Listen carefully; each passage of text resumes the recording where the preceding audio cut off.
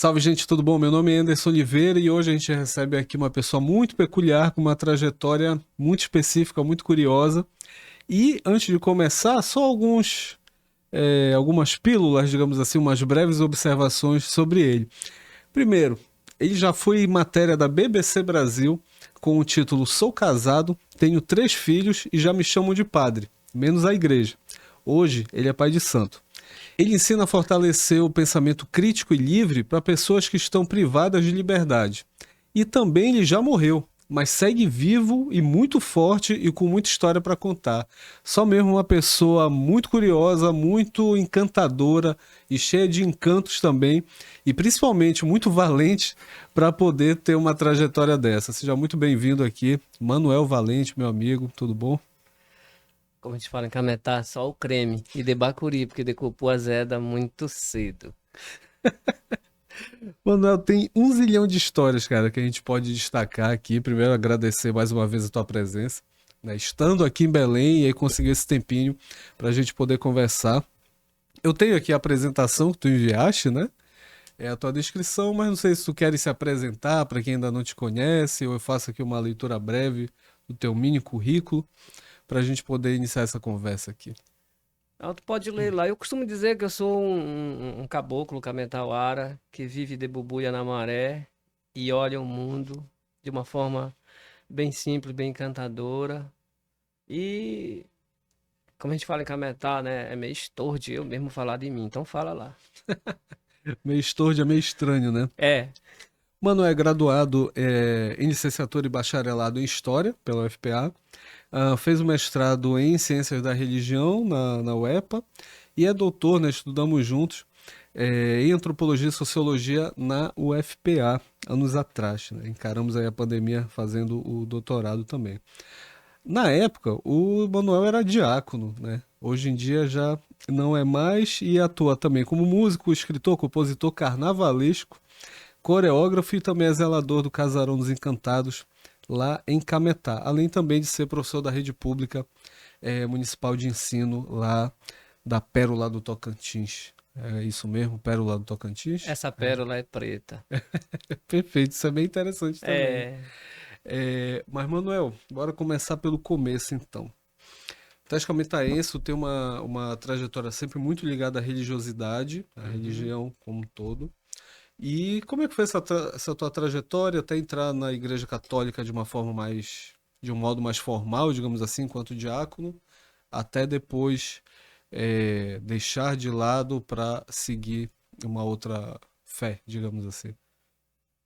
É bom, primeiro agradecer o convite, né? A gente tá aqui em Belém fazendo algumas coisas aí, mas trouxemos o nosso açaí, né? De Cametá, que ele é fresco, apanhado na hora.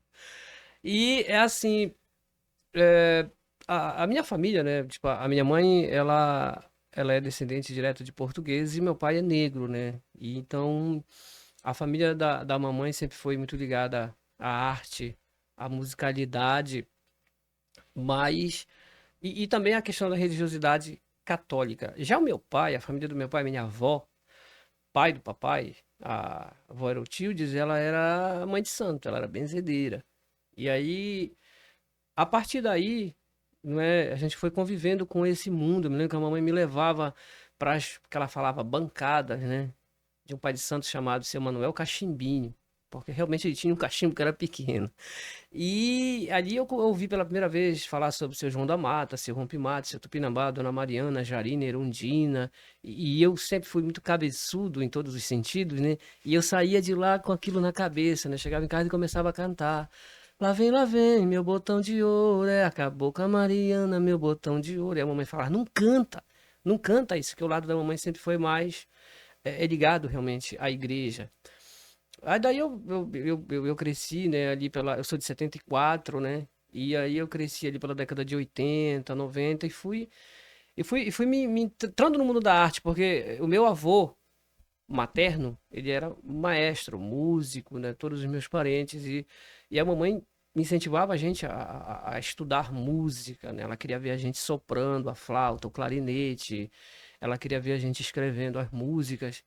Eu fui me envolvendo nesse mundo da música. E aí eu fui fazer escola de dança, escola de teatro, né? Me envolvi no carnaval muito cedo, meu primeiro enredo foi em 98, né? Eu falei sobre o cordão da bicharada da Vila de Joaba, homenageei o mestre Zenóbio. Foi o primeiro samba que eu compus. Na verdade, 98, porque em 99 eu compus um outro da Embaixada de Samba Não Posso Me Amofinar, que tem Cametá também, que é de 1948. E aí, tipo, sempre esse mundo da arte. E o mundo religioso, muito católico, minha mãe fervorosa, me levava em todas as procissões, como dizia ela, do Senhor Morto, ia lá, me obrigava a beijar o pé do Jesus morto lá no caixão, né? E Semana Santa, procissão, em casa, na quarta-feira santa ninguém fazia mais barulho, né? A mamãe cortava toda a comida, porque ela dizia que Deus estava com dor de cabeça, né? E aí não podia fazer barulho, com toda aquela questão. Porque depois de um tempo que meu pai passou por um problema espiritual que foi resolvido na casa do seu Manuel Cachimbinho, ou seja, num terreiro de Umbanda, depois que resolveu isso, a família tentou de alguma forma abafar essa questão da Umbanda em casa, dos encantados, e seguir aquela linha católica. Aí quando foi em 93, eu fui para São Luís no Maranhão, fui tentar ser frade conventual menor. Fiquei em São Luís cerca de 2 anos, estudei lá no CETEMA, que é o Instituto de Teologia do Maranhão. Morava no bairro da Coama, no convento Menino Jesus. E só que teve uns probleminhas lá, não comigo, uns problemas lá que era muita gente. Eu sei que eu vim passar férias em Cametá e conheci a minha gata, minha esposa, né? Eu fui pra missa, não teve missa. A missa foi transferida para outra igreja lá na aldeia, onde tem a praia. E aí eu vim pela praça, encontrei ela. Bom, ali acabou o sonho de ser padre. Acabou a vontade de Acabou a ser vontade de padre. ser padre. E aí pronto, tipo, a gente foi namorando, casou, né? Aí ia 94, 95 e de lá segui a vida. Mas sempre dentro da igreja católica. Nossos filhos todos foram batizados, fizeram a primeira Eucaristia, tudo certinho. E quando foi, já agora, 2010, né, o pároco da Catedral lá de Cametá pediu para organizar o Alto de São João Batista. Então eu escrevi, compus as músicas, eu organizei tudo, dirigi, fizemos o Alto, foi um sucesso.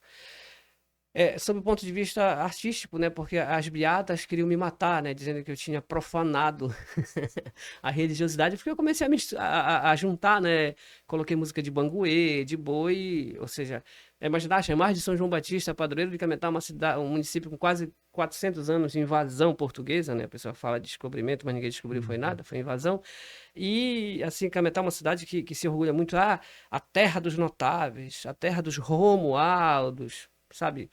Então, a nossa ideia não, o nosso objetivo era quebrar um pouco isso, mostrar que Cametá é terra de preto, Cametá é terra de quilombola, Cametá, uma cidade onde tem na frente da cidade, na feira, um monumento, uma estátua enormíssima, a gente fala, do Uhum. Pedro Teixeira e uma praça dedicada a ele, um assassino, né, que levou que dizimou Sim. os Além indígenas, daquele monumento que os tem na indígenas praça de também, né? Cametá e aquele Uhum. monumento na praça ali dos Gigantesco. notáveis. Uhum. Então, todo esse equívoco, né? A gente tentava de alguma forma, eu no carnaval tentava fazer isso. Eu lembro que em 2007 eu fiz um enredo que falava Invicta e Covarde, a pérola do Tocantins é preta.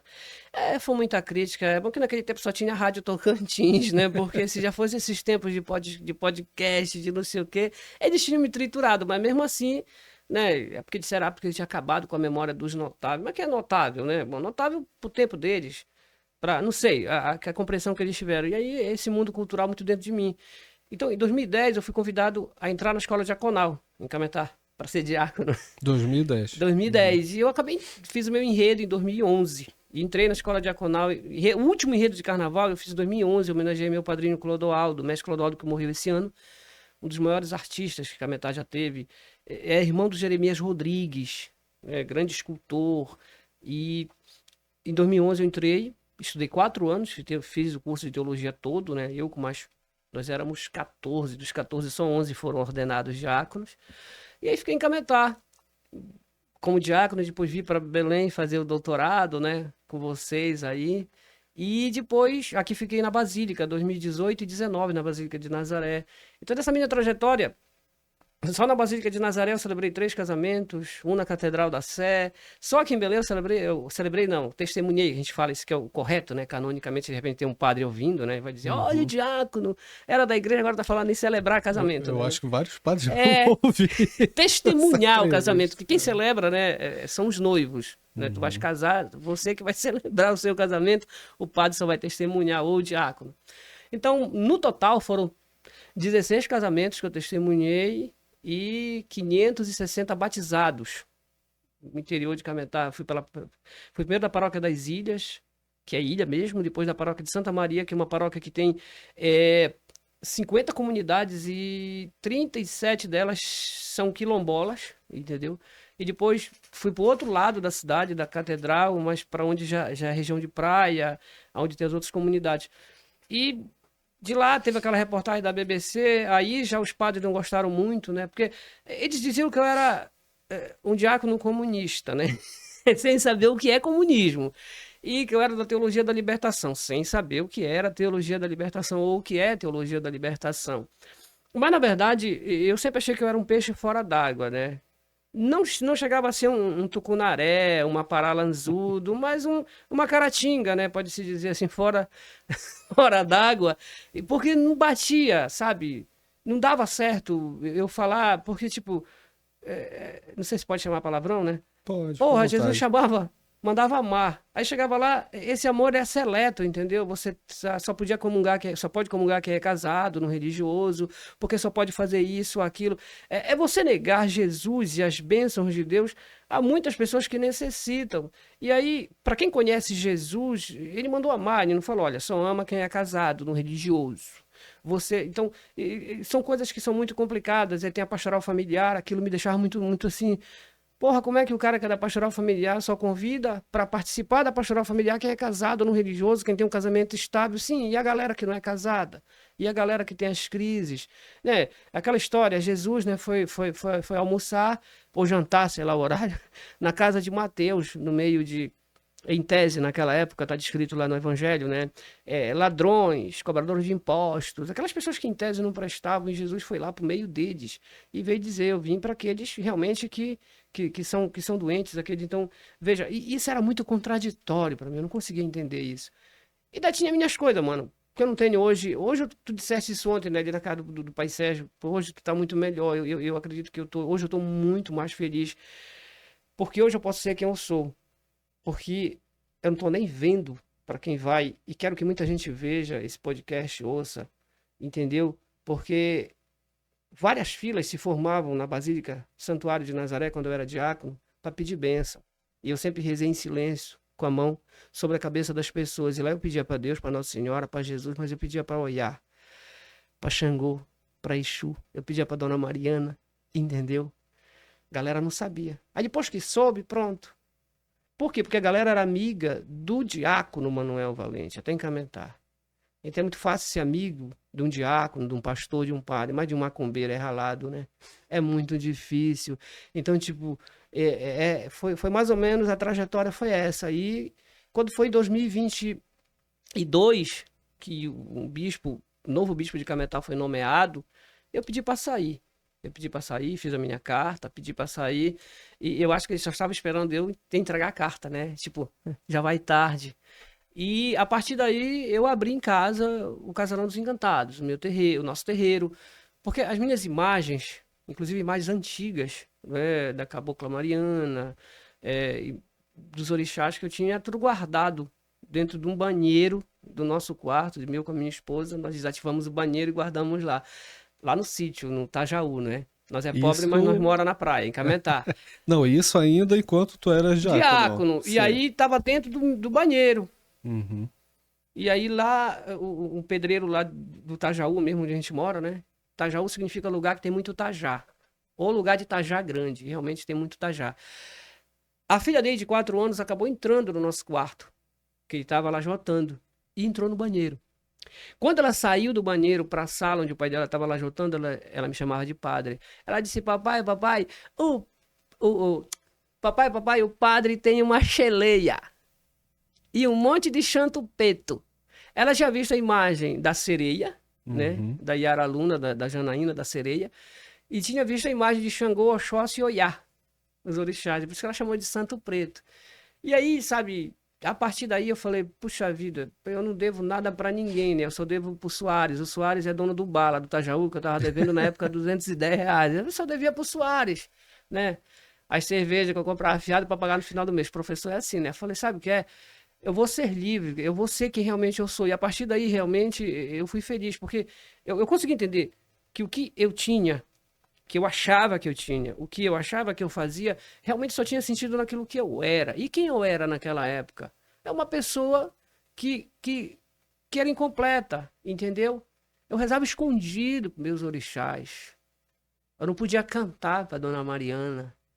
Olha, eu lembro que no final do ano eu tinha que ir para lá, pro Itajaú, pro Cametá-Tapé. Eu ia escondido, porque todo mundo me conhecia, conhecia, sabia que eu era o diácono, para ofertar flores para Iemanjá, entendeu? Essa pulseira aqui, então, na época, 2021, o administrador apostólico da diocese, que era o então bispo, hoje, atual bispo de Abaetetuba, ele assumiu, ele era da diocese de Abaetetuba e assumiu também a diocese de Cametá como administrador apostólico. Ele pediu para eu tirar a minha pulseira. Ele pediu para eu tirar a minha pulseira, porque a minha pulseira escandalizava, porque quando eu levantava o braço aqui, com o cálice, né? Ou quando eu levantava a hóstia para dar para a pessoa corpo de Cristo, o fiel via as minhas pulseiras. E as minhas pulseiras escandalizavam os pequeninos, né? E disse que eu tinha que ir para Bahia. Se eu queria fazer isso, usar essas roupas, tinha para Bahia. Teve um padre, amigo meu, eu tinha uma estola afro. Ele disse, olha só essa contradição. Diácono, eu amo o senhor, mas o dia que o senhor subir com essa estola no presbitério, eu desço. Eu falei, meu Deus do céu. Então, por exemplo, essa história, entendeu? Que a minha pulseira escandalizava. Eu até disse para ele, interessante, Dom, quando o senhor levanta a mão para dar a hóstia também, aparece o seu relógio. Mas o seu relógio é Oriente, de ouro, né? Aí a minha pulseira é de miçanga. Então, tipo, a briga dele com a pulseira, porque ele achava que era uma guia. Eu ri porque ele não sabia o que é o diferenciar uma guia de um ponto, ele não sabe diferenciar orixá de encantado, então aquilo realmente não agradava.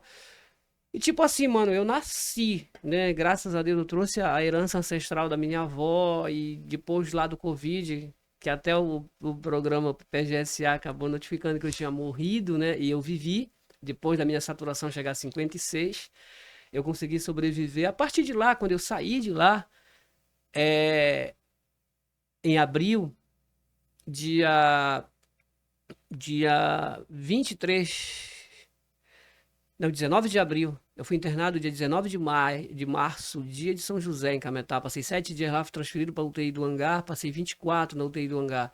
Então eu fui internado dia 19 de março, dia de São José, no calendário católico. Recebi alta dia 19 de abril, dia de Santo Expedito no calendário católico. E cheguei em casa dia 23 de abril, dia de São Jorge. Então, quando eu saí de lá, eu decidi que ali na Igreja Católica não era o meu lugar. Agradeço muito, aprendi muita coisa, principalmente senti na pele o preconceito, né? Isso é do diabo, isso é do capeta, não sei o quê. E tive a oportunidade, não sei se alguém aprendeu alguma coisa comigo, se não aprendeu, pelo menos riu das minhas coisas que eu falo, né? Mas hoje eu estou muito feliz, sendo realmente quem eu sou, sendo que eu sou. Hoje eu posso dizer eu amo Oiá, eu amo Exu, eu amo Dona Mariana. Hoje eu posso mandar para um amigo, como eu mando para ti, imagens do Casarão dos Encantados. Hoje eu posso dizer que eu sou eu mesmo. E porque eu sou eu mesmo, é que eu estou muito feliz, muito feliz. Melhor do que isso, mano, só uma pará assado de popoca com açaí grosso e farinha da baguda e uns 5 litros de água para te tomar a tarde inteira deitado numa rede.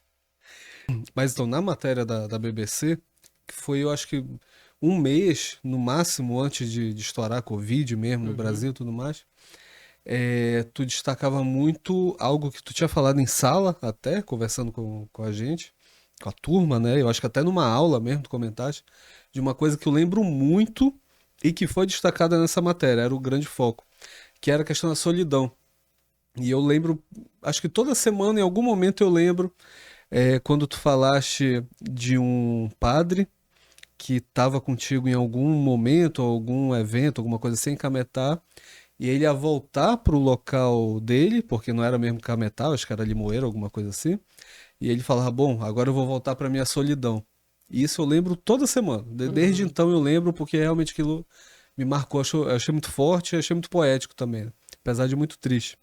E a matéria destacava exatamente isso, a questão de um movimento na igreja, na época com o Papa Francisco, né, de repente poder liberar o casamento. A ordenação de homens casados como padres. Isso, perfeito. Ainda bem que tu me corrigiu. E isso já era uma luta tua, digamos assim, né? Então sempre teve esse espírito mais combativo de mostrar algo que poderia ser feito para melhorar mesmo, né? Por quê? Porque tem, como tu mesmo falaste, acho que ontem, né, a gente conversando, tu falaste muito de que tem padre que se relaciona com mulher casada, que frequenta a igreja, tem padre que faz muitas outras coisas erradas e tal e que talvez isso ajudasse a coibir, né? Queria que tu comentasse um pouco, relembrando esse período e relembrando essa matéria também. Na verdade, eu nem entro nessa história de coibir, né? Mas veja bem, é, qual? Porque veja, o celibato dentro da igreja, ele não é um dogma, é uma tradição. Então, o que é um dogma? Um dogma dentro do cristianismo católico é algo que não pode ser mudado jamais. Detalhe, a, a virgindade de Nossa Senhora, que ela concebeu Jesus virgem, ela pariu Jesus e continuou virgem. Esse é um dogma da Imaculada Conceição de Maria. Isso não pode mudar em hipótese alguma, nenhum papa, ninguém pode mudar isso. Como a ressurreição de Jesus, tá? Para os católicos. Bom, mas o celibato ele não é um dogma, é uma tradição, não é? E no início os padres eram casados. E se você for até para a Bíblia, o apóstolo Paulo, quando escreve a Timóteo, ele fala que os presbíteros, que são os padres, devem ser bons pais.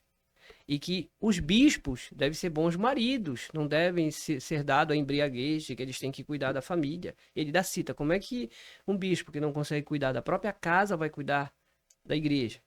Então, o próprio apóstolo Paulo cita que, dá claríssimo que presbíteros, padres, e cita diáconos também. Diáconos tem que ser um bom pai, bom marido, dar exemplo. E cita os bispos, então eles eram casados. Por que que essa história, depois, os padres, o celibato entra na igreja? Bom, isso não é o mérito da questão agora aqui. Mas quando a BBC me procurou para fazer essa entrevista, é porque é o seguinte, na igreja é como se o diácono sempre fosse um ajudante do padre, né? Eu cheguei, pessoas, assim, principalmente em Cametá, eu me lembro muito numa comunidade que eu fui, e aí duas mulheres levaram umas 5 ou 6 garrafas PET cheias de água, para benzer a água, né? Para abençoar a água. E aí elas achavam que o padre ia, o pároco da catedral, não foi, fui eu, né? Me chamaram e eu fui. Aquela história do porco, né? Que você pega em cima da hora. Eu fui, celebrei bacana. Quando terminou, ela entrou com a água, achando que eu era padre. Aí a mulher, eu ouvi a mulher dizer assim: o padre não veio, é o diácono. Ela falou: tá bom então, eu trago. Quando o padre vier, ela falou: eu trago para ele benzer. Ela falou: mas o diácono também pode benzer. Ela falou: não, ele tem mulher. Então veja, é como se ter a mulher, a companheira e filhos fosse um pecado, né? Mas como, gente? Como? É contraditório a igreja ela falar da família, né? O Papa João Paulo II, o Papa Francisco, falaram muito dessa questão do núcleo familiar, a família como centro de tudo.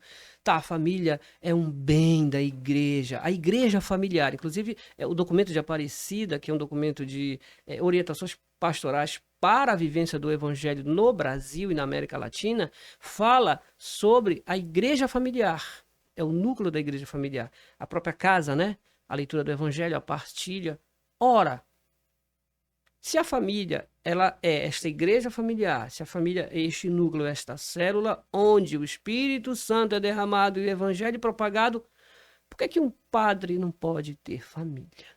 Qual o pecado em tudo isso? Não é? Teríamos mais padres. Porque, por exemplo, só aqui na Arquidiocese de Belém, não sei, mas ele deve ter uns quase 200 diáconos ou mais.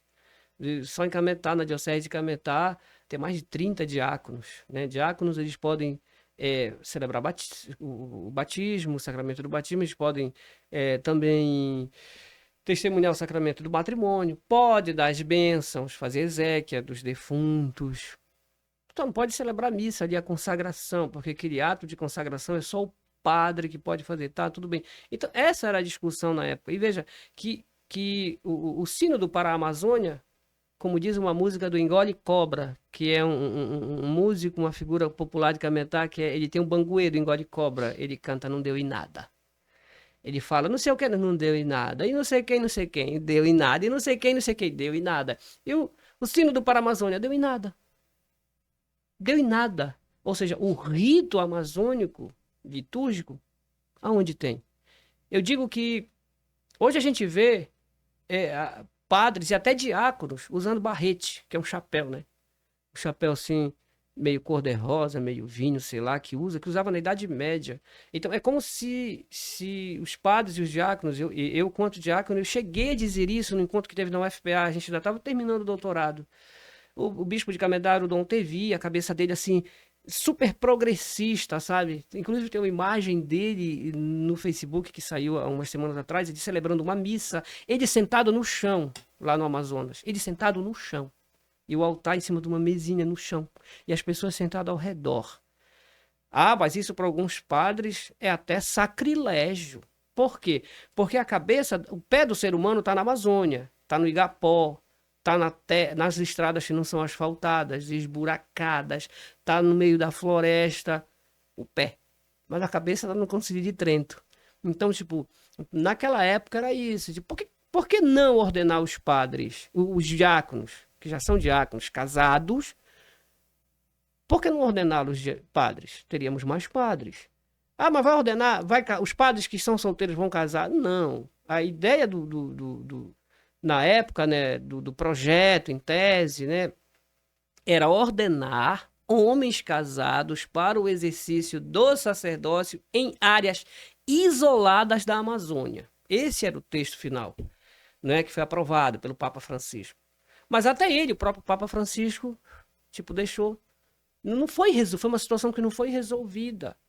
Por exemplo, em Cametá, quando eu era diácono, eu cuidava de 9 comunidades. 9 na estrada. E na outra paróquia primeira, que era de Santa Maria, eu cuidava de uma área pastoral que era numa área quilombola. Eram 19 comunidades. Maior do que uma paróquia, né? Eu ficava com 19, o outro diácono ficava com 15 ou 16, o padre ficava com o restante, o outro diácono com... Era dividida a paróquia em 50 comunidades. Então, veja, tem comunidade em Cametá, da realidade que eu conheço, que eu deixei de ser diácono em 2022, que o padre vai uma vez no ano, que é na celebração do santo padroeiro, da santa padroeira. Então, tipo, essas áreas, os diáconos, a ideia do projeto é ordenar esses diáconos. Não era qualquer homem que ia ser ordenado, não era o Ernest que ia ser ordenado, não. Teria que ser um diácono. Por que E não? os padres, que já são, e os padres solteiros? Não, esses continuariam solteiros. E os que estão no seminário? Aí esses iriam optar se continuavam com celibato ou casariam. Ou seja, em tese, 2 pontos, conclusão, era o seguinte: ordenar os diáconos, homens casados, a padres, e os que estavam estudando no seminário passariam a ter o celibato. O celibato deixaria de ser uma obrigatoriedade, passaria a ser uma decisão, tipo, pessoal de cada um. Tipo, você escolhe, você decide se você vive o celibato ou não.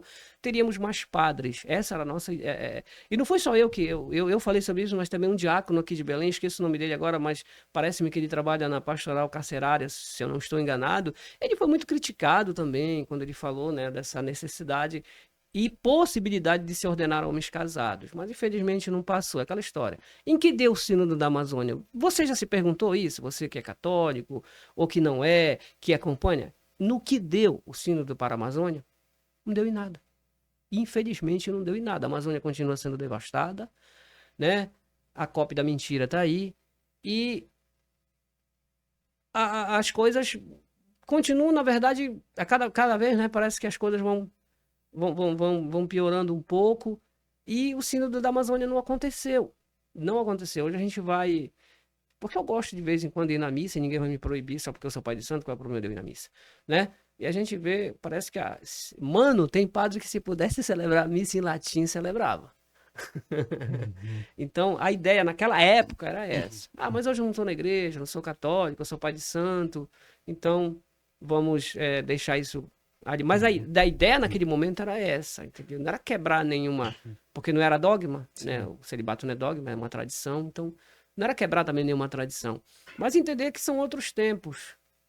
E que essa palavra de Deus, quando eu era diácono, dizia isso, né? Que essa palavra de Jesus, ela precisa chegar aos corações das pessoas, não como algo pronto e acabado e pré-determinado, como um dogma, mas como uma palavra de libertação, que liberta realmente o ser humano das amarras internas, né? O Papa Francisco falava nas periferias existenciais, não é? Então, olhar o ser humano, olhar o Cristo na cruz, morto, e dizer, ele viveu a nossa humanidade. Eu acho que assim, o meu entendimento era esse, é que parece que Jesus é algo inalcançável, alguém inalcançável. E aí a gente esquece dessa humanidade de Jesus. A gente esquece do Jesus que abraçou, que acolheu, que chorou, que enxugou lágrimas. E criamos uma caricatura de Jesus cheio de regras e normas que, ao invés de acolher, afastam. Mas eu não sou mais diácono, eu sou pai de santo, outra conversa, Então né? deixa pra lá. Pois é, mas é interessante falar disso porque foi um período que lógico, impactou o mundo, né? Não, não é mais o mesmo planeta, é outro Uhum. planeta já depois disso. Depois da pandemia, não tem jeito, mas foi o período de renascimento, digamos, talvez para ti, né? Sim, sim, Então é o muito. momento que pensando agora, né, te ouvindo, ontem a gente conversou muito mais observando agora hoje, é bem interessante porque sai essa matéria e aí tens uma projeção maior, digamos assim, né, uma repercussão por conta dessa matéria também, das opiniões, da postura. E aí logo em seguida vem a pandemia, né, logo em seguida mesmo, né?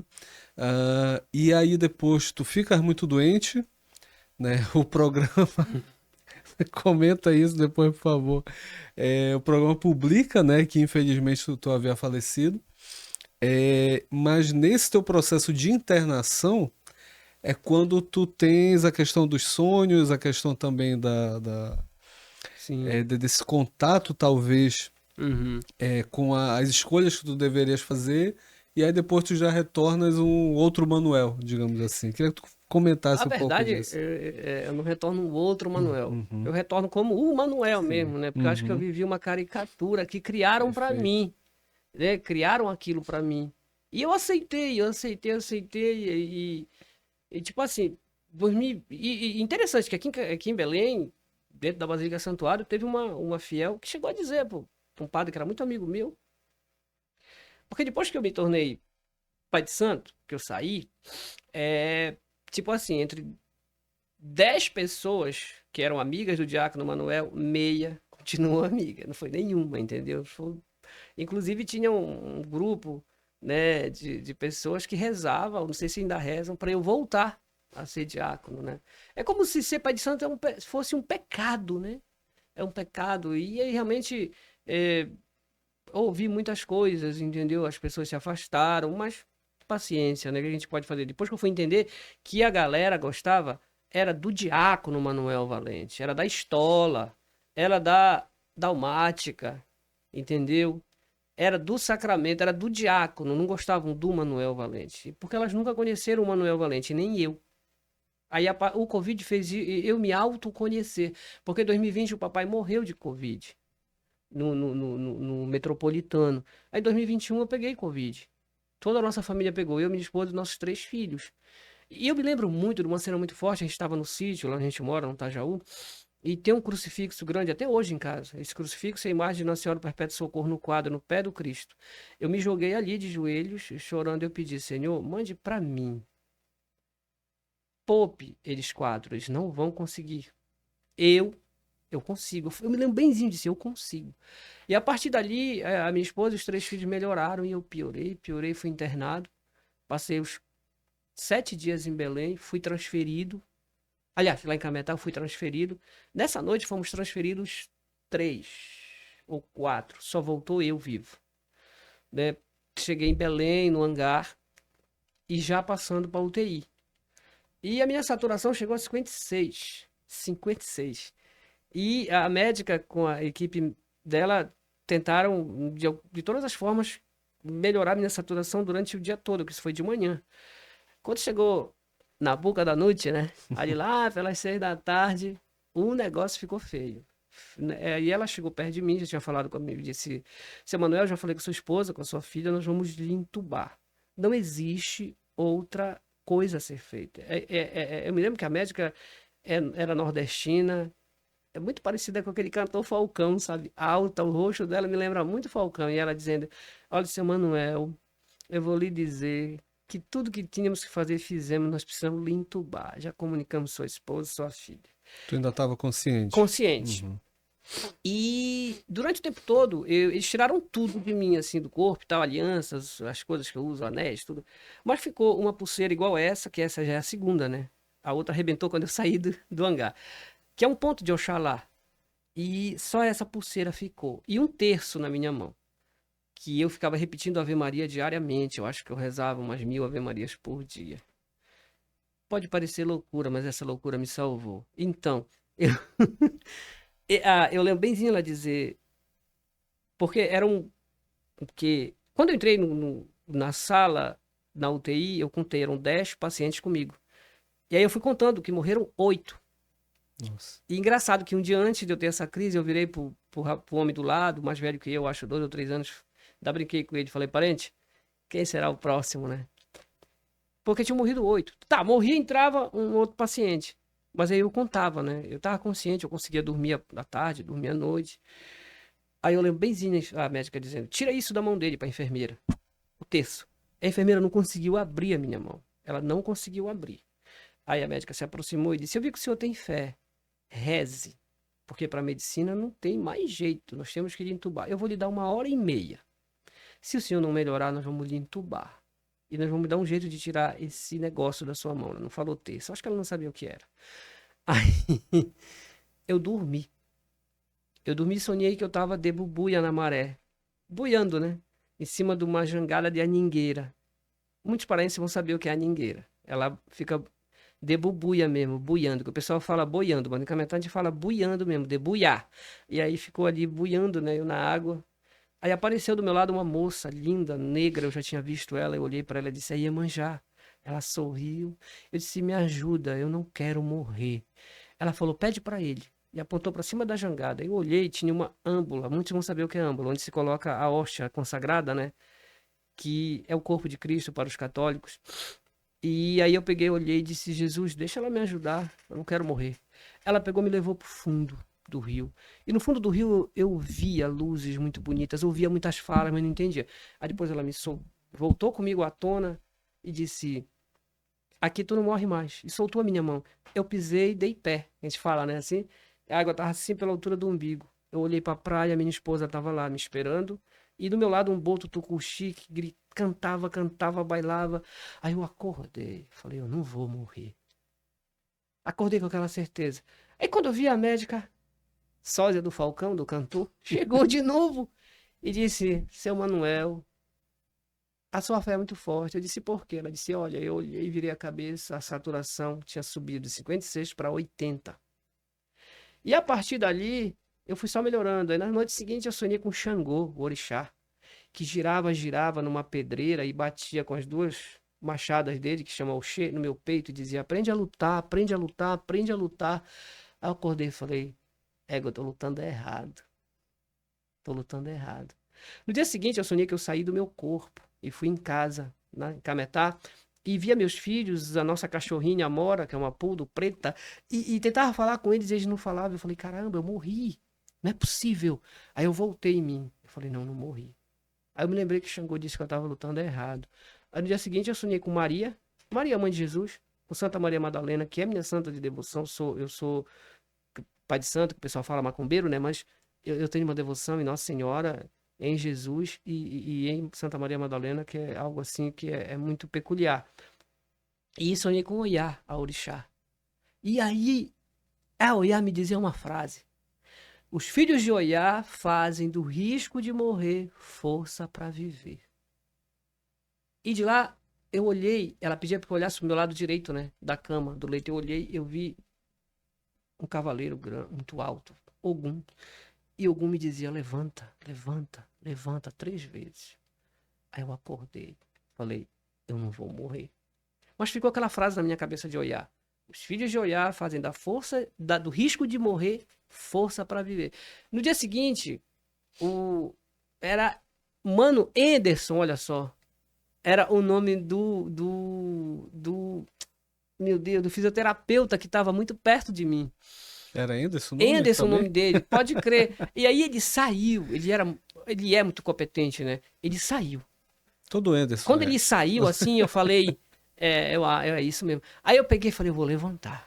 3 horas da tarde, fiquei sentado, olhei para um lado para o outro, o Anderson não tava. Ele é muito, muito assim. Aí eu peguei, levantei, com o texto na mão e rezei o texto da Divina Misericórdia, que dura cerca de 10 minutos, rezei. Terminei os textos da Divina Misericórdia, dei 3 passos para frente, 3 para trás e me joguei na cama. Aí o Anderson viu. Seu Manuel, o que o senhor estava fazendo, andando, eu vi, o senhor me esculhambou, sabe? Aí depois de me esculhambar, ele olhou. Parabéns. Ele falou, o senhor vai melhorar.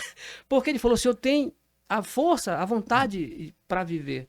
E eu recebi também uma carta que a minha esposa conseguiu, não sei como, só aquele jeito dela de Oxum mesmo para conseguir de Maria Mulambo, convenceu o psicólogo a levar esta carta para mim. E ele leu a carta. A carta dizia assim: amor, que ela chama amor para mim, né? Amor, estamos aqui fora rezando por você. A dona Maria Carvalho mandou dizer que a dona Mariana, a Jarina, a Erundina, todos os encantados estão aí com você. E você não vai morrer. Ela colocou isso na Na carta carta. pra ti. Isso. Aí o psicólogo falou para mim: quem é Dona Maria Carvalho? Eu disse: uma das minhas 5 mães. 6, né? Com a minha mãe. Porque a Maria Carvalho era uma das 5 benzedeiras que eu estava pesquisando no meu doutorado. E ela, a minha esposa, ligou para ela e ela disse: o Manuel não vai morrer. Que ela fala grosso de tanto fumar, né? Que ela fuma. Ele não vai morrer. Diz para ele que todos os encantados estão com ele lá. E agora ele está sendo cuidado com remédio da farmácia. Mas quando ele sair, eu vou cuidar com remédio da terra. E tanto é que quando eu saí, 85% do pulmão comprometido, mano. 85% do pulmão comprometido, eu perdi 14 quilos. Eu usei mas eu usei tanta fralda que eu já tinha me desabituado, me desacostumei de usar cueca, né? O meu corpo já começou a rejeitar a cueca de tanto eu usar fralda. E saí andando da UTI para casa. Até o Anderson, né? O fisioterapeuta questionou com a médica, mas doutora, ele vai sair assim, direto, aí não vai pra enfermaria? Ela falou, não, ele pode pegar uma infecção hospitalar, ele já tá quase um mês aqui. E aí eu tenho que sair direto, da UTI para casa. E eu saí direto para casa. E eu me lembro que quando eu saí, ela disse, você quer falar alguma coisa? Eu puxei aquele ar bem grande e eu cantei, né? Aquilo que parecia impossível, aquilo que parecia não ter saída, aquilo que parecia ser minha morte. Mas Jesus, eu dei uma respirada e falei dentro de mim, a encantaria. Só eu. Mudou minha sorte, sou um milagre e estou aqui. Não chorei, mas eles choraram. E eu peguei e saí andando, caminhando. Foi maravilhoso tocar aquele sino, cara. Aquele sino. Mas a médica disse: o senhor é funcionário público, faça um plano de saúde, porque o senhor vai ter. Ela falou assim mesmo: o senhor vai ter sequelas. Porque foi 85% do pulmão comprometido, o senhor perdeu 14 quilos, tá, foi embora. Não fiz plano de saúde, não tenho plano de saúde, porque é demais caro. Né? Não dá para professor ter plano de saúde, só tu, né? Que tem podcast que pode ter plano de saúde. O meu plano de saúde é chá de pau, de folha, essas coisas. Mas não tenho plano de saúde. Detalhe, mano. Eu tenho 9 lesões no pulmão. O nosso filho mais criança, ele é biomédico, faz doutorado na USP, né, em São Paulo. Ele tava me explicando, 9 lesões no pulmão. São 4 de um lado e 5 do outro. 85% do pulmão comprometido. Hoje em casa, as giras que eu recebo, 3, 4 entidades que já chegaram a fumar 9, 10 cigarros. Eu não fumo. Eu não fumo, nunca fumei. Eu, Manuel. E a sequela que eu tenho, eu brinco que eu tenho duas sequelas só. Uma, o meu corpo rejeita outro tipo de cerveja que não seja Stella ou Corona, né? E camarão miúdo me dá tontura, eu tenho que comer daquele teba, sabe? Mas graças a Deus, e os orixás, a encantaria, não tem uma sequela, não ficou. E eu faço todo ano uma tomografia do pulmão e consulto com uma pneumologista, este é o nome. E graças a Deus, zerado. Então, tipo assim, eu bati na porta do céu, Nossa Senhora veio, né, junto com Oxalá, e disse: Mano, desce, que ainda tem muita gente pra te benzer, ainda tem muita gente pra te puxar, ainda tem muito remédio da terra pra te fazer, tu ainda tem muita coisa pra fazer na terra. E Deus, né, Oxalá, Exu, Oiá, a encantaria, de alguma forma me deixaram aqui na terra. E se eu tô aqui na terra para fazer algo de bom para alguém, então é isso. Ontem a dona Erundina falou na cabeça do pai Sérgio: vocês moram em cima de uma encantaria. E o que é encantaria? É esse lugar encantado. Sabe qual é o conceito de encantaria falado pelas 5 benzedeiras que eu pesquisei na minha tese? Encantaria é um lugar onde não tem dor e nem sofrimento. Por isso, na encantaria não tem doença. É isso que é encantaria. Axé, saravá. Perfeito. Agora, para terminar, seria lindo, mas ainda tem algumas questões aqui. Tem... queria que tu falasse só de dois pontos ainda, talvez três, mas um pouquinho mais breve, tá? Excelente, né? Mas é pelo tempo. Se bem que do preconceito tu já falaste mais, mas é uma coisa que eu até comentei ontem contigo, né? Que, mais uma vez, né? Lógico que o momento da gente estudando junto, tudo mais, era um momento de cobrança, de todo mundo ali cansado, tanto pelo trânsito, né, mesmo, de ir, ter aula, tudo mais, de pesquisar, de escrever e tudo mais, da cobrança, da autocobrança principalmente. Era muito cansativo mesmo, irritante, incomodava, enfim. É, todo mundo que é de academia sabe que é assim mesmo, enfim, é comum. Ah, mas não só por isso, né? Agora que eu te reencontro, né? Sem querer querendo também, eu te vejo muito mais leve, E né? bonito. Aí já não sei tanto, mas acho que tá do mesmo jeito, né? Mas bem mais leve, assim, bem mais leve Axé. mesmo, né? Bem mais tranquilo. Antes tu chegava, ficava fazendo graça na aula, ficava cantando, ficava contando piada e tal. Era quem dava essa leveza também pra turma. Mas parece que tinha algo ali que ainda não sei, né? Tinha algo de estranho ali. E também, agora não, agora eu já vejo que é algo que, como tu falaste, tu pode ser tu mesmo, né? Uhum. Independente de preconceito, independente do que outras pessoas podem pensar, de grupo de oração para tu voltar a ser diácono. E queria falar dessa tua autodescoberta, digamos assim, ou desse momento de. Porque não foi apenas tu, né? Foi toda a família também que decidiu se aceitar, entre aspas, e viver de uma forma muito mais leve. E como tu falaste, né? Agora morando na praia e tendo um casarão, né? Dos encantados, para poder também seguir essa tua missão e, enfim. Uhum. É assim, eu vou iniciar até com uma frase da professora Thaísa, né? Que estava na minha banca de defesa. Ela disse assim que o meu processo, a minha pesquisa de campo foi um processo de iniciação, meu processo iniciático, que realmente foi porque foram 5 benzedeiras. E todas que eu cheguei, elas me conheciam como o diácono ou o padre. Me lembro da dona Maria Carvalho, quando eu cheguei na casa dela, que a neta dela falou: Mamãe, vovó, o padre tá aí, quer falar com a senhora. Ela disse: Eu já vou. E saiu. Ela disse: Padre Manuel, eu estava ali esperando. Os encantados me falaram que o senhor vinha aqui, só não falaram que era hoje. Tá entendendo? Aí quando eu fui na dona Arlete, que foi minha amiga, eu falo Arlete porque a Arlete foi minha amiga, quase a gente dá namoro ainda, né? Minha esposa sabe. Né? Quase dá rolo em clima entre eu e ela quando a gente era jovem. Então a Arlete conhece ela há muitos anos, nós somos praticamente da mesma idade. E ela disse: Manuel, eu tava te esperando. Eles falaram que tu vinha aqui. Aí quando eu fui na dona Maria do Rei, no quilombo do Itabatinga, a mesma coisa.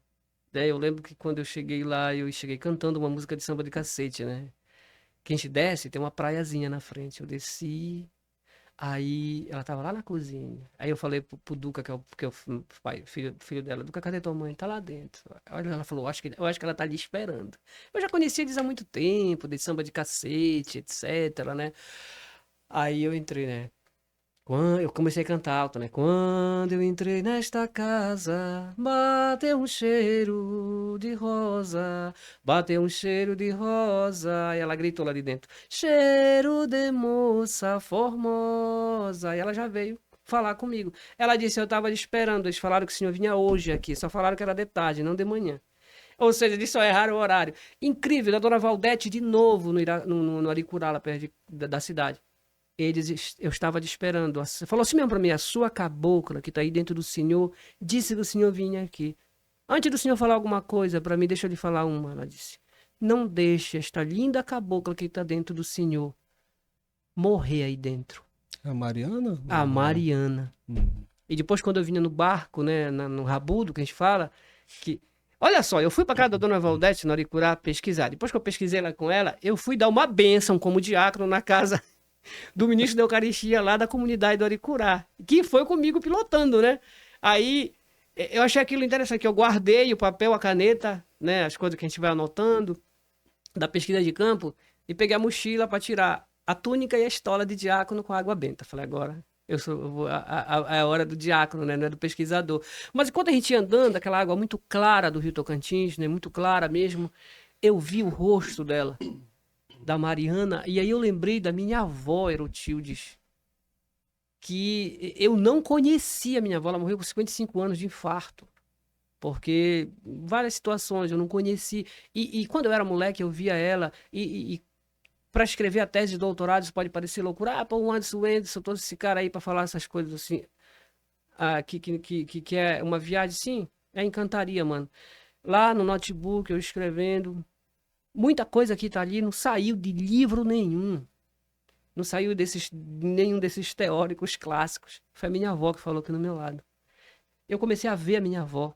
E aí eu fui com a mamãe procurar as fotos, a mãe me mostrava. Era a mesma baixinha, branca, né? Que a dona Mariana chama para ela do meu girassol. Então, aquilo era muito. Eu vi aquela. Então, pronto, foi um encontro, eu fui me reencontrando. Então, quando eu terminei a tese, eu disse: eu tenho que repensar isso. A minha filha já tinha entrado no candomblé, porque eu mesmo apresentei ela para a Mãe Rosa. Ela já tinha sido feita como EQUED, já estava feita como EQUED do candomblé Jeje no terreiro da Mãe Rosa, lá no Icuí, Guajará. E eu falei que eu precisava realmente, mas assim, no jogo do Búzios eu fui com a Mãe Rosa 3 vezes e a Oiá nunca mandou eu sair da igreja católica, a minha orixá. Ela só dizia: você, meu filho, você não pode ficar em 2 palácios. Era isso que dava no jogo. A Mãe Rosa dizia: olha, dá aqui a Oiá dizendo: o meu filho é 7 linhas. O meu filho tem mão de cura. Mas o meu filho está em 2 palácios. Eu tinha que escolher um palácio. Eu escolhi o Palácio de Oiá, não é? E a partir daí eu me identifiquei. Abri a casa em dezembro, outubro, não, setembro de 2022. Setembro de 2022. Nós éramos 7 pessoas. E o nosso filho mais velho lá, aquele que é o nosso Ogan, que toca, né? Bate tambor. Hoje são 43 filhos na casa. Esse 2022 não tem nem 3 anos o Casarão dos Encantados. Isso, e eu digo assim, que todos os nossos filhos chegaram em casa doentes. Até o pai de santo, quando abriu a casa, estava doente. E nós vamos vivendo esse processo de cura interior das doenças do corpo, do espírito e da cabeça, como dizem as benzedeiras da tese que eu pesquisei. A gente vai vivendo esse processo de cura todos os dias. Esse processo de cura ele passa por esse encontro pessoal consigo mesmo. Entendeu? Então tem gente que eu não consigo entender, que quando eu era diácono beijava a minha mão e me abraçava e me dava cacau show, entendeu? Eu tenho uma cama lá em casa que eu com a minha esposa dormimos há alguns anos, que foi um presente de um casal pro diácono Manuel Valente, uma cama super king com pena de ganso. Tá lá em casa, custou, eu me lembro certinho, R$ 2.687,90. O homem pagou, deu de presente pro diácono. Hoje essas pessoas nem falam mais comigo. Aí eu consegui entender que eles queriam o diácono, não o Manuel. Então, tipo, se essas. E tem gente que diz, não, porque a gente lhe amava. Eu falei, pode crer, esse é o verbo, amava, hoje não ama mais. Eu tenho um irmão que ele diz, o mais velho, ele fala que ele é ateu. E aí estava conversando com uma mulher de técnica de enfermagem do Hospital Regional de Cametá há 31 anos. O Hospital Regional de Cametá inaugurou com ele dentro. Aí ele tava me explicando, ele fala, só te fala parente, um ponto, ele falou parente, aí uma pessoa então, que era muito tua amiga e tal, foi lamentar pra mim, porque tu tinha virado macumbeiro. Eu disse sim, mas tu amava quem? O Manuel Valente ou o Diácono? Porque ele continua, ele tá feliz. Então se você o amava quando ele era diácono, por que você não ama mais? Ele está feliz. Então, tipo assim, então, as pessoas que criticaram, que criticam, que jogam pedra, né, que tentam me impedir, por exemplo, tentaram me impedir 2 vezes de servir de padrinho em Cametá, porque eu era macumbeiro não pode ser padrinho, né? Isso deu um problema grave, eu tive que ameacei a diocese de Cametá de processá-la por intolerância religiosa, por racismo religioso. Então, essas coisas, essas pessoas que antes me amavam o diácono, né? Porque olha só, hoje eu tô feliz. Então, se eu te amo, né? Eu te amo pra caralho. Se eu te amo, eu tô feliz com a tua felicidade. Se tu estás feliz, eu estou feliz também, não é? Então, esse processo de descoberta aconteceu assim, durante a pesquisa. E toda a família tá lá. Toda a família, até o nosso neto, né? A gente posta a imagem dele já tocando tambor, né? Ele já toca tambor, ele já sacode o maracá. Então, é uma família e que vive esse processo de ser quem realmente nós somos. Ah, uma família de macumbeiro. Axé. Uma família de macumbeiro muito feliz. Muito feliz. Perfeito. Para encerrar, Manuel, pode olhar ali para a câmera da verdade, se quiser. E deixar uma última mensagem tua sobre o que tu bem entenderes. Pode divulgar o Instagram Hum. do Casarão dos Encantados, pode também deixar uma mensagem de fé e principalmente de felicidade e leveza, que é algo que a gente anda conversando Uhum. muito, né? E que eu acho que é o que mais te marca hoje em dia, né? Eu acho que a imagem que eu tinha antes de ti era de muito bom humor, que sempre permanece, né? Permanece, quer dizer. Mas agora de uma leveza também muito maior, de uma felicidade maior por ser quem é, né? Uhum. É isso mesmo, né? E eu digo assim, a mensagem, né, para ficar para todos é, não importa o que você tenha ou faça, o mais importante é o que você é. E nós estamos aqui para sermos felizes. Nós não podemos desencarnar desta terra, nós não podemos morrer sem ter experimentado momentos de felicidade. Então, por isso, abrace muito, chore no colo de quem é para chorar. Deixe as pessoas chorarem no seu colo, enxuguem lágrimas e deixem que as suas lágrimas sejam também enxugadas. Distribua abraços, acolha. Eu lembro muito de uma cena de uma filha da casa, que hoje é filha da nossa casa, é médium, incorpora cigana, incorpora as entidades. Ela tem 25 anos. Ela chegou em casa 2 anos atrás. Uma semana depois de ter dado entrada na UPA, em Cametá, ela tentou se matar. Suicídio, né? Tomou muito remédio. E eu lembro que eu a acolhi com um abraço. Acolhi com um abraço, ela chorou, chorou, até molhou, não é, a camisa. Aí depois eu enxuguei as lágrimas dela e ela disse: Pai, é muito bom ter alguém para enxugar as nossas lágrimas e chorar junto conosco. Porque eu disse para ela, para aquela filha, agora quase escapa o nome dela. Eu disse: Filha, o que eu posso fazer nesse momento é lhe abraçar e chorar com você. Eu chorei com ela, chorei. Eu enxuguei as lágrimas dela, ela enxugou as minhas, e depois nós fomos conversar e benzer. E hoje ela está muito feliz, muito feliz. O importante é esse, o acolhimento, por exemplo, em casa, eu disse, pudera, todo professor em sala de aula, todo médico, todo psicólogo, acolher os seus alunos e os seus pacientes com um abraço bem forte. E quando terminasse a consulta ou a aula, novamente dar aquele abraço. E para a pessoa entender que ela não está sozinha. Então, a crítica vão ter, religiões todo mundo tem gente que não tem nenhuma, não é? Aí aqui seria um outro podcast para para fazer essa diferenciação entre religião e espiritualidade. Viva a sua espiritualidade, seja você quem for. É católico? Seja feliz na igreja com Jesus, com o seu amém. Seja feliz, viva intensamente. Católico, cristão, né? Católico, evangélico, viva, leve esse amor que Jesus te pediu para levar, que pediu para todos nós levar, porque Umbanda significa cura. E o nosso lema é caridade, amor. Então, seja você espírita, kardecista, budista, umbandista, candomblessista, ateu, sejamos nós quem formos. Nós somos seres humanos e o que nos torna iguais são duas coisas. Uma, todos nós somos capazes de amar, por isso ame. A outra, todos nós morremos. Então não adianta ficar com pavulice, né? Que pavulice é a pavulagem misturada com tolice, a mamãe falava. Então não adianta ficar com pavulice, com orgulho, não é? A minhoca vai comer tudo. Todo o nosso corpo, quando a gente for enterrado ou cremado, o fogo vai queimar. Então, não perca tempo. Seja feliz, faça feliz agora. Pode ser que a gente não viva o minuto seguinte. Então não espere esse minuto chegar. Ame agora, peça perdão agora, você que é pai, você que é mãe, né, que tá assistindo. Vai lá, bate no quarto do teu filho e diz: "Filho, me perdoa". Vai lá, bate no quarto do teu pai e diz: "Pai, mãe, me perdoa". Dá um abraço.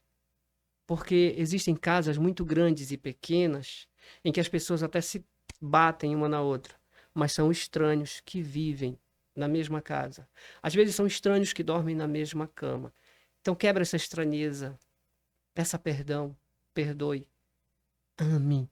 E para concluir, não reclame, apenas ame. Ame, faça tudo o que é possível fazer, porque o impossível a espiritualidade ela vai fazer. Axé para você, axé tudo de bom. Receba o nosso abraço, receba o nosso carinho e não perca tempo. Levanta agora. Vai lá e pede o perdão que você já devia ter pedido. Vai lá e perdoa, porque já faz muito tempo que essa mágoa está dentro do teu coração. Sorria, cante, ame, se encante e se deixe encantar. Axé, e como se fala em Cametá, até por lá.